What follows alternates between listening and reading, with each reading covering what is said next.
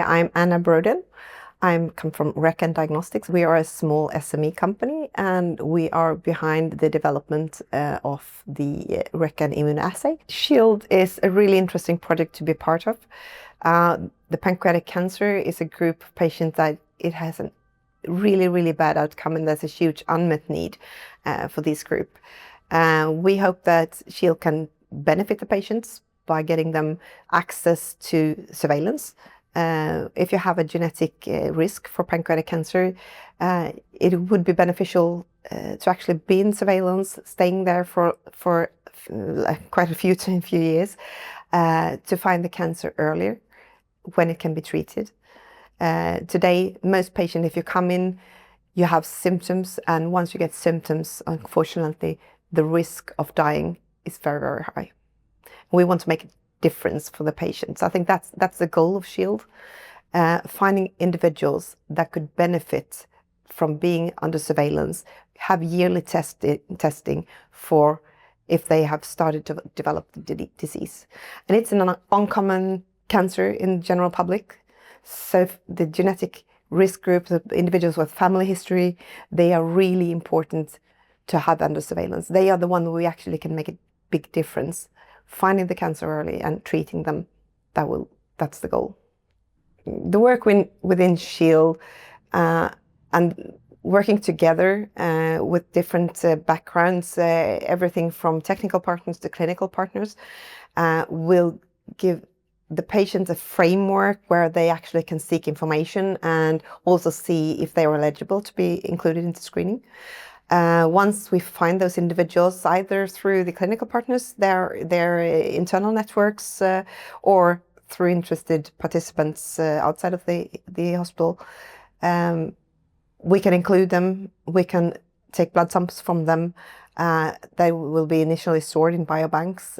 Once we have enough background individuals to actually work with, we are going to evaluate and validate a test of 5 biomarkers that hopefully has the sensitivity and specificity that it actually can show that we today can surveillance you and see if you have cancer or starting to develop cancer as early as possible.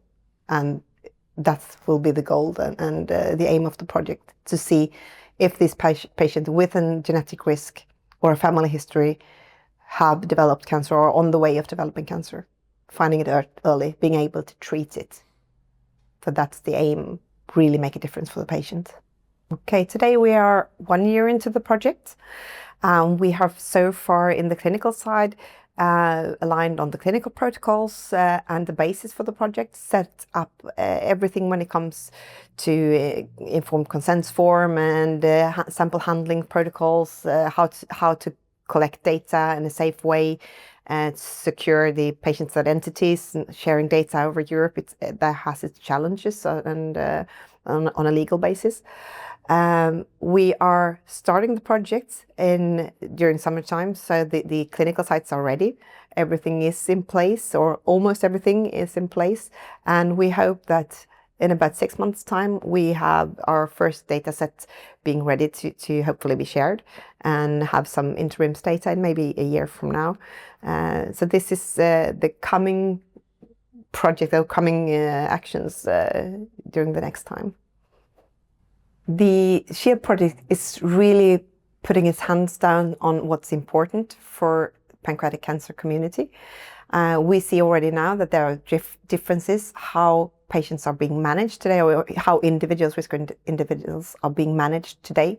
Some have very strict inclusion rules to who have access to surveillance, while other countries are more open to who could value. So I think one of the outcomes from the projects is that we will look into guidelines as well. Can we have a harmonized way of treating patients in Europe? I think that's really the main thing. We need to have the same way of working, offering the patients or the individuals the same healthcare. We also have a really strong feeling that this will make a difference when it comes to patient flows today, those who are under surveillance today, they are normally coming in for an MRI or magnetic resonance imaging, which is costly for the healthcare. Turning that into simple blood tests will make it more accessible. I think that's going to be the key for the healthcare, actually offering more patients the testing at a lower cost. That will really make a difference.